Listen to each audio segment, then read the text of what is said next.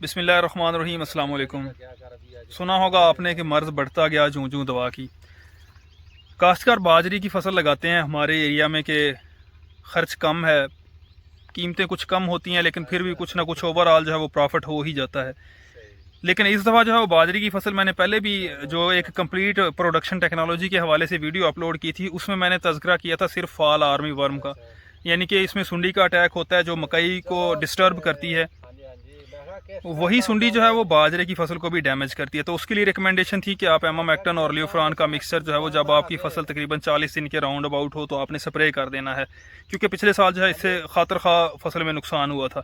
लेकिन आज by chance जब फील्ड में विजिट के लिए आया हूँ तो बाजरे की फसल में तने की सुंडी, जी हाँ, जिस तरह से चावल की फसल में तने की सुंडी है, सेम वैसे ही जो है वो बाजरे की फसल में तने की सुंडी का अटैक थोड़ा नहीं बहुत ज़्यादा है। हर आप कह लें कि 20वां पौधा जो है वो तने की सुंडी से जो है वो मुतासरा है। तो आज की वीडियो बनाने का मकसद ये है कि जहाँ पे बाजरे की काश्त से अपनी फसल को देखें, आपको तने की सुंडी की अलामात जो है वो स्क्रीन पे नज़र आ रही होंगी। जो सेंटर वाला पत्ता है बाजरे का वो डैमेज आपको मुरझाया हुआ या खुश्क मिलेगा। जब आप उसको हाथ से पकड़ के जिस तरह से ऊपर उठाएंगे तो वो बगैर किसी मुज़ाहमत के बिल्कुल जिस तरह कटा हुआ हो उस कंडीशन में होगा, और जब आप उसको ओपन करके देखेंगे तो आपको वहाँ पे सुंडी मिलेगी। तने की सुंडी का अटैक जो है वो बाजरे की फसल में, जहाँ पे फसल जो है वो 30 से 35 दिन की है, वहाँ पे बहुत कॉमन देखने में आ रहा है।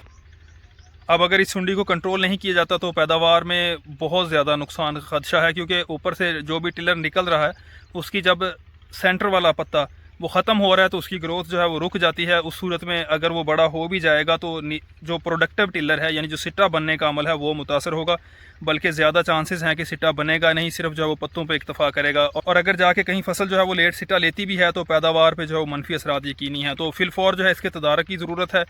ये चंद जहरें हैं जिनको इस्तेमाल करके आप तने की सुंडी को जो है कंट्रोल कर सकते हैं। नंबर 1 है कोराजन, लेकिन कम से कम 100 से 120 लीटर पानी फी एकड़ आपको लगाना होगा। अगर जो है वो सेंट्रल वाले पत्ते में जो है वो स्प्रे जाएगा तो तभी आपको कंट्रोल मिलेगा इस सुंडी पे, अदरवाइज़ जो है वो इसके कंट्रोल को करना मुश्किल है। या दूसरे नंबर पे आप बायर का जो रीजेंट है 30 ग्राम फी एकड़ 100 लीटर पानी में, वो भी स्प्रे कर सकते हैं। उससे भी तने की सुंडी को आपको जो है वो बेहतर कंट्रोल मिलेगा।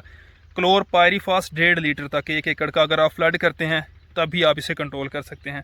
तो ये 2-3 रिकमेंडेशंस हैं। दानेदार डलवाना जो है वो काफ़ी एक्सपेंसिव हो जाएगा, लेकिन वो भी एक अच्छा ज़रिया है। जैसे ये रेफरी है, वर्टाको है, या फिर आप एग फार्मा की जो है फेप्रोनल और एमामेक्टन का मिक्सचर है रेक्टर सुपर, वो भी डाल के जो है तने की सुंडी को कंट्रोल कर सकते हैं।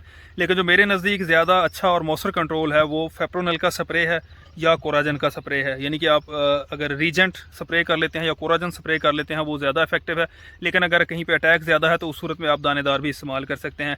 तो अगर आपने बाजरे की काश्त की हुई है तो अपने फील्ड को मॉनिटर करें, और अगर आपको अलामात जो है वो तने की सुंडी की मिलती हैं या तने की सुंडी मिलती है तो फिलफौर जो है उसके तदारुक का बंदोबस्त करें। होप्स हो कि आज की वीडियो जो है वो आपके लिए हेल्पफुल होगी। अगर आपका कोई क्वेश्चन हो तो आप कमेंट बॉक्स में पूछ सकते हैं।